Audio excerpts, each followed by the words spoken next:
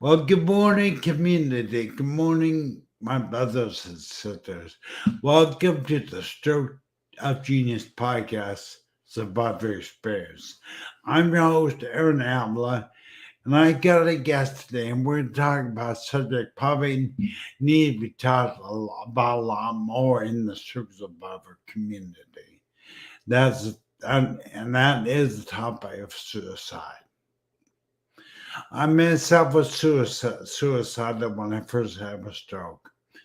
And Cindy CHO-SICK is my guest. We're gonna speak from our experiences of suicide ourselves.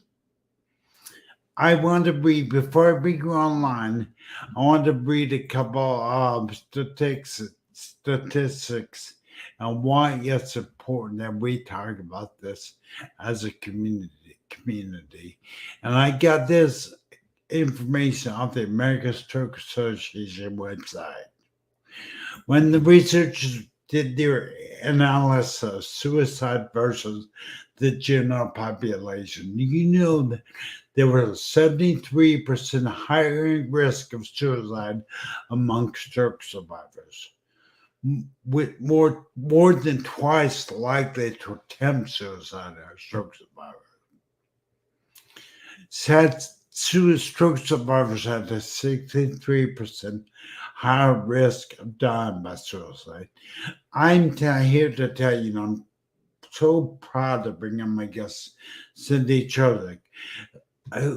We're going to talk about this openly, and we're going to talk about it in a real way.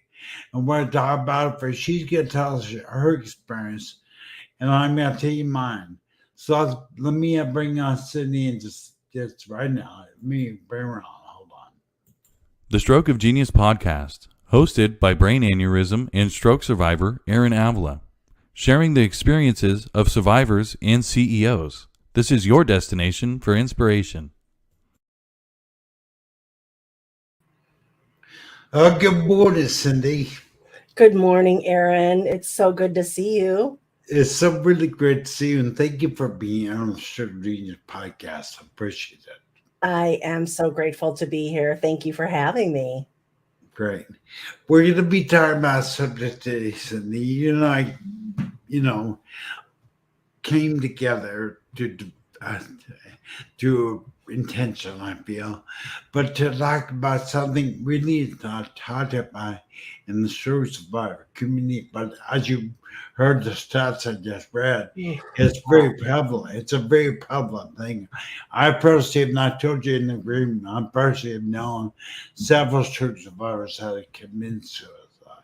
Mm-hmm. So I want to talk about those people, but introduce yourself, would you real quick? Oh, wow. My name is Cindy CHO-SICK. I'm in the suburbs of Chicago, where it's 88 today and gorgeous. All right, well, that temps on the 88 degrees in Chicago. It is in May, which is unusual. So, but we're taking it because we've been complaining about the cold for so long. Yeah, when you get cold, you cold. Yes. I'm to bring. Can you see this Phoenix long on the screen on your screen? The what? Can you see the person I just brought up on the screen? Yes. She is forgot your Phoenix. I'm sorry, forgot your Hi, Phoenix. her name is Phoenix, beautiful name. But we're doing a show in a couple weeks on raising stroke awareness together. She is a administrator of the stroke foundation. Oh, So wonderful. nice to have her. Thank you for being out there. Thank you for being. Thanks for being here, Phoenix. Wonderful to see you. So, Cindy, let's jump on into it because we only have 30 minutes. Okay. And I really want to hear what has been your experience with suicide.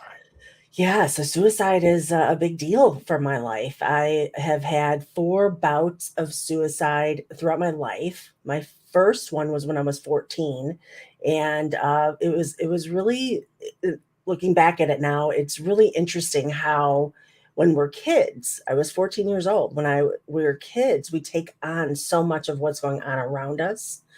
And the same is true for adults too. But the common thread, so four times I've wanted to end my life by suicide. The first one was when I was 14. The last one was in 2014, when I was 30. Oh gosh, I don't even know. Oh, 34, I guess. No, 44. Oh, 44. I'm getting up there. And so but the common thread is the negative self-talk that gets in our head, Aaron, and we are in a spiral of that leads us to this dark place where we feel worthless and we don't want to, or we don't believe. It's not that we don't want to still be around, it's that we are in so much pain and we're thinking that nobody else is benefiting from us being alive, and that life would be better without us, and the world would be better off without us. And it's so not true. It's just not true. It's just this icky, I call it like the worm, the ugly negative worm in my head that's like feeding me all this garbage about myself, and giving me a different horrible negative viewpoint on life and what I'm supposed to be doing here. And so it's really hard. And I do believe that, most of us who think about suicide or maybe plan suicide have that in common. Right. You like talked about in the green room when I Mhm, heard you talk about what you said, mhm, which is a negative self talk. mhm. I'm worthless. I'm not worth anything. My life, no one will miss me. Right. My life has no meaning, whatever. Mhm, It's identical to stroke or non-stroke people. It's a evil, a dark place like no other. But I wanted to share with you.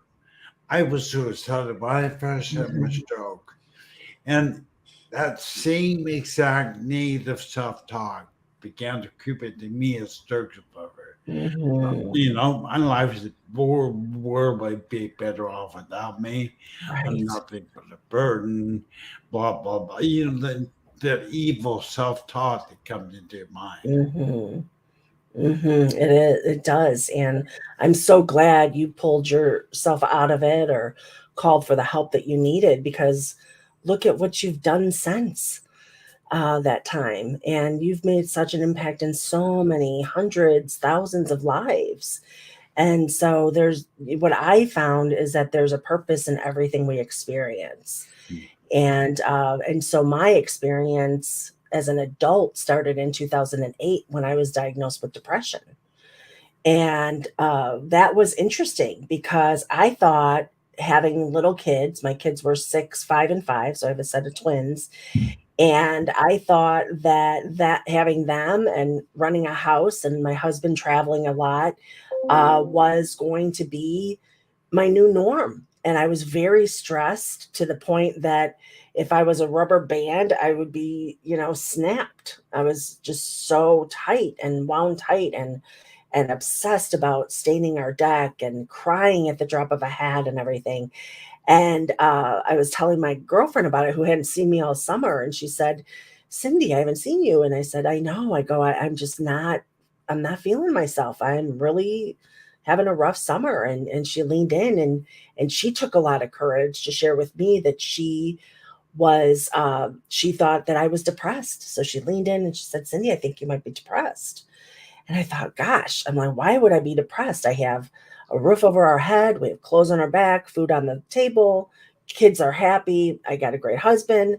We have jobs. And she said, it's not that at all. It has nothing to do with what you have or how happy you are in your life or satisfied it is, but it is literally, a medical disease of imbalance in your mind with neurotransmitters. And it doesn't have anything to do with something that you could just snap out of. It's not an emotion. It's a medical issue, just like diabetes and cholesterol and high blood pressure. And I said, "Really?" And she said, "Yeah, it is. It's not, what would you do if you had diabetes?" I said, "Well, I'd probably, take medicine, eat healthier, and exercise." And she said, "Depression is a lot like that. That's exactly what it is. Sometimes people need medicine. Sometimes we need therapy, talk therapy, or, sometimes we need more support than that. And I was just blown away. I'm like, I can't believe like I'm depressed. It's so strange, but it makes so much sense. And she shared that we all have different symptoms. Whenever she, is off, is not feeling herself, she gets really angry, filled with rage, and rages out on everything. And so I learned then that the symptoms are different for us, that it's depression and anxiety are diseases, medical diseases, and that if we are struggling with certain symptoms, that if it's lasted 2 weeks or longer, we need to get medical assistance. We need to go see our doctor and get assessed for it, because if it lasts longer than 2 weeks, it just continues to get worse. And it was just really fascinating. And she was really, really worried about me that day, because it'd been months that I was struggling. And she said, please tell me you'll go see your doctor tomorrow. And I said, yes, absolutely. I will see my doctor tomorrow. So I got in. And if anyone that's listening has ever experienced this, or thinks that this might be something they need to do to get checked, it's very simple to go in there. If you've been struggling with, different symptoms, and you can look up the symptoms of depression and anxiety on web.com. WebMD.com, not web.com, WebMD.com. Mayo Clinic is another one that I often go to. NAMI, NAMI.org are all organizations I go to do research for the work that I do. And because I'm not a clinical therapist, I'm not a doctor by any means. I don't even play one on TV. or screen with StreamYard. But all my information is from my own experience, and the research that I've done, and the help and the therapy that I've done, and the experts that I've worked with to learn more, so I can help share my story and make it productive for other people. Yeah, that's really great. And I really think we're on to something you're not talking about suicide, because as I stated in the opening of the show, stroke survivors have 72% higher risk of suicide That is than the outrageous. general public. I was suicidal when I first had my stroke. Mhm. We have time to get into that, but you and I were talking in the green room, which I think is so important. You mentioned courage. Oh, great. And what is suicide and courage? How does that come together? What is it? It's the courage in all mental health issues, because suicide is included in the mental health diseases. Um, all of them, to get the help that we need, it takes a lot of courage. So for instance, when and I've had bouts of courage to help me get on the right, track to mental health, and then I haven't had bouts of courage. But if we can find the courage within us, we can, learn the symptoms, learn our solutions, and then learn how to get help for ourselves. So after I was depressed, or after I was diagnosed with depression, because I did see my doctor and I got on medication, and within 3 days, my big stretched rubber band like loosened a little bit. So I had a little bit of slack, in every 3 days. So the medicine was tremendous for me. And sometimes it takes people a couple of different kinds of medicine to get really, in that groove where they're feeling themselves. So fast forward, and the reason why I share the depression part is because it's part of the next part, which is the suicide part. So that was 2008. 6 years later, life is going grand. It's, everything's good. I'm feeling really great. So I stopped taking my medication, and about 3.5 weeks into it, I didn't see it coming. But all of a sudden, my family was out of town.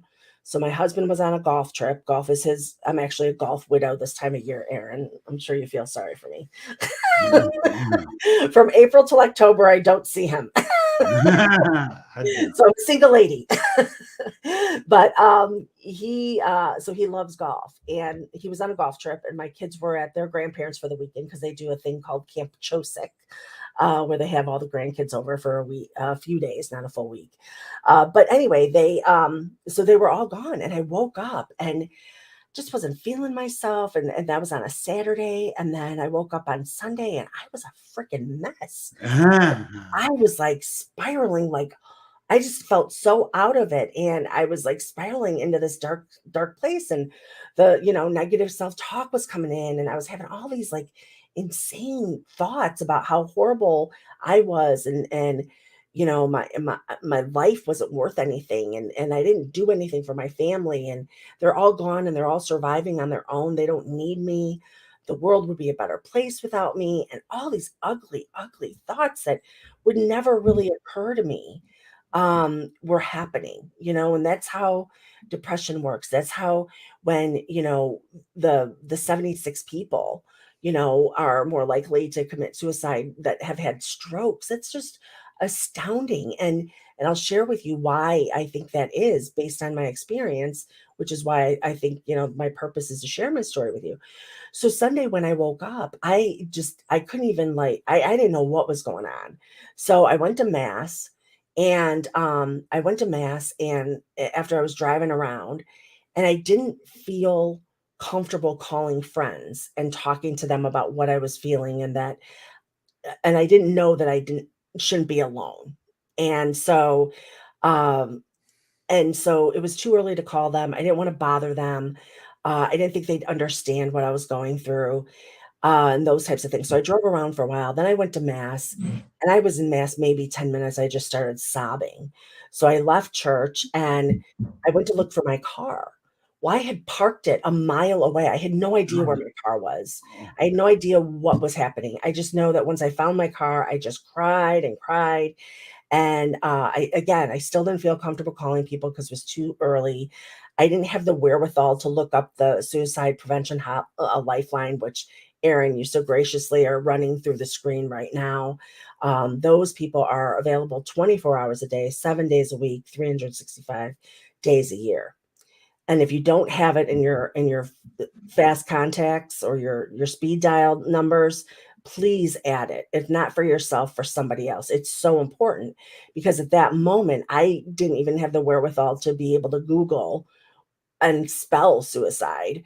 Like I just didn't. I didn't know what to do. And so I'm driving around, I'm driving home, and I'm like, oh my gosh, I know, and I'm planning it, right? I'm seeing the train tracks. I'm thinking of the medicine. I'm thinking, of different, weapons to use. And so I'm like actively like, this is the end of my life today. Like it just was that dark and that fast and that real. And it was so painful. And so when I got home, I'm like at the spiral. So I called the tornado, right? So we're spiraling. I have a 5-step phase that I go through now to make sure that I don't get to this 5th phase. But so I'm spiraling down, and it's just like getting darker and darker and darker and darker and darker. By the time I'm home, I can't function. Like, I don't know what I'm doing. I don't know where I'm going. I'm like thinking, what am I going to do? I missed this. I missed the train tracks. And I didn't want to do the train tracks. I didn't want to take anybody else out with me. I am very, very caring about other people being impacted. And I didn't really want to do it at home because I didn't want my kids to find me. And so, I mean, I'm in full mode, ready to go kind of thing. I mean, this is dark. And so I'm spiraling. And I get to the darkest part of the vortex of a tornado. And I am in so much emotional pain, so much physical pain, because emotions, manifest in physical bodies. And this is where I think that I can understand, people who have had strokes, why the percentage is so high is because we are in so much pain. We don't know what we're even thinking or why we're feeling this. We just want it to end. We just want it to end.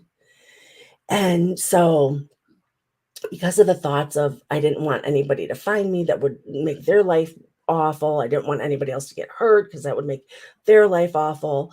I kind of locked myself into my chair. I sat in my chair, and I just told myself I'm not going to move from here. And I cried for 3 hours, and I just sat there and cried, and I could not figure out what was happening. And I just like started crying, and then I like stopped. And so all of a sudden I look up into the middle of my room, my family room, and there's this light, this little sliver of light, and it had no business being there, and it was just sitting there in the middle of it wasn't suspended. The sun had already gone around the house, so there was no beams or anything, and the sliver of light was sitting there, and I just looked at it, and I'm like, how is it there? What is that? And I just stared at it. And then I started thinking, well, what does it mean? And what is it telling me? And what is a sliver of light doing here? And as I started thinking about it and meditating on it and really kind of trying to connect to it, I realized that what that was there was that it was a sliver of light. And as I processed things through my head, I'm like, okay, so this is my darkest place I've ever been, even out of the other three planning episodes. I'm dark. I'm in my dark spot right now. And here's a sliver of light in the middle of nowhere that shouldn't be there. What does it mean? And I started thinking, I'm like, a sliver of light. So is that telling me that it's bringing me lightness? And on the other side of the sliver of light, there's hope, that there's something better. So is this sliver of light hope? And on the other side of this, it's going to get better. And I'm like, yeah, that kind of makes sense. I'm in the darkness. There's this light, and it's a light of hope. It's a sliver of light of hope, just a sliver. And on the other side, life is going to get better. So I kept playing that in my head, and I'm like, okay, so maybe, my family does love me. I know that. I already know that. But maybe it is really, maybe it's going to get better. So then I start thinking about like why I got there. And I realized that about 3.5 weeks before, I'd gone off my depression medication without authorization of my doctor. And within 3.5 weeks, that's where I was at the darkness and the pain. And so that's what I empathize with most when people are thinking of ending their life by suicide, or unfortunately, when they actually do. It's just they're in so much pain. They have no other way. They feel that they have no other way out, and they just want to end it. Yeah, I can't explain. No, I don't. Well, thank you for sharing. First of all, that was very emotional. I can relate. I know my stroke survivors can relate. But the sliver of light, the hope God showed you, because I believe you had a spiritual experience. Yes, it was. And It really was. yeah, I want to encourage if you're out there right now and you're feeling depressed, or you're going down the rabbit hole, there is a sliver of light. There is a hope that you have. Take the courage and reach out and talk to somebody. Yeah. Talk to a friend, talk to a loved one, go get help, but realize that medical condition. But there is hope after your suicidal or your depression. I cannot relate more to you, Cindy, than because when I was younger, probably my late teens, I went through a very depressed, very spiraling that dark place, became suicidal, even drove out to the coast to drive myself off a cliff. And it's amazing. If you don't think there's a God in advance, here I am going to drive off a cliff off the coast when I was angry. And behind me, I'm drunk. I got myself drunk, get ready to do it. I was drove off the coast. But I realized that all of a sudden these lights and sirens started coming to Bandmaster. Oh gosh, I got busted for drunk driving. Whizzed by me. I keep up to traffic being stopped on a bluff on the coast. Two older people looking for their child down below at a party put it forward, drove off the cliff accidentally. And here I am helping the sheriff run the winch to get them out of the off the cliff. and it stopped me from committing suicide. That was divine Oh intervention. my That gosh. was just like your sliver of lightning. Mm, I had that divine intervention. it And then, was. of course, my other time was when I had my stroke. And you know, people, if you experience those depressive thoughts, Hmm. and Sydney knows, and we were talking, they agreed, there is no darkness, there's no lack of hope, a more dark, more Hmm. evil. Yeah. And it's all in your mind, and it occurs in your mind as a negative self talk you spiral into it. And Hmm. man, talk to somebody. I can call the hotline. You see me. I put the National Sewer Professional Lifeline down there. Call them, and they will be up. We, Cindy and I, are speaking out of our own experiences. We are not clinicians or physicians or Hmm. counselors or anything. So I appreciate you saying something about your life. Now, Cindy, when you find yourself in that place, because I love to the real track, what what brought you out of that depressed state? What brought you out of that? What Yeah. brought you on the other side of the sliver of hope? Yes. So when I stood up and realized that it was a sliver of hope and it would get better on the other side, I stood up and I said, okay, I'm going to go take my medication. And as I was like walking away from my chair, I'm like, I'm supposed to share this story. Like, this is why I got here, is to share this journey of depression, anxiety, suicidal ideations, and planning. And I found my purpose. That has been my purpose. I always knew I was born to make some kind of impact in the world, and I believe that this is it. And there are still days. I mean, there are days even with medication, that I do get the blues. And in fact, a couple summers ago, I woke up and I couldn't. I knew something was off. I couldn't pinpoint it because it sneaks up on us. It's not. It's definitely not. Screaming, "This is what's going to happen to you." It sneaks up on us out of nowhere. And I woke up and I knew there was something up, and I couldn't be alone. So again, it's summertime. I have to call my husband because he was the only one that would understand. And I call him. He's on the golf course, and I am like bent over, like trying to dig out the courage to call him and say, "Honey, I can't be alone today." And he answers, and I'm like, "I can't be alone today." He's like, "Okay." And he knew because we've had this talk. He knew. And that's the thing, is the communication of just saying, I have dark thoughts. I don't feel myself. I can't be alone. I think I need help. These are all things we can say to get help for ourselves. And also to do affirmations for ourselves. I am worthy. People love me. I love people. I have a purpose in this life. And so he said, "What do you need?" And I was already in the parking lot of the golf course. I'm like, "Well, I'm already here," because I had to take that time from getting from home to the golf course to get the courage up. And he's like, "What do you need?" I said, "I need a healthy breakfast. I need a long walk, and I just need to be with you." And so we went for the breakfast. We had a long walk. I was with him, and within a few hours, I was back to normal. So it really, talking about courage, it takes courage for us to take care of ourselves. But I'll tell you, he would much rather me call him off the golf course than go into a dark pit or not feel myself or feel alone. Our loved ones are there for us. And if there's anything I know, and he really understood it when a couple years, it's been 5 years, but four of his cousins ended their lives within 8 weeks of each other.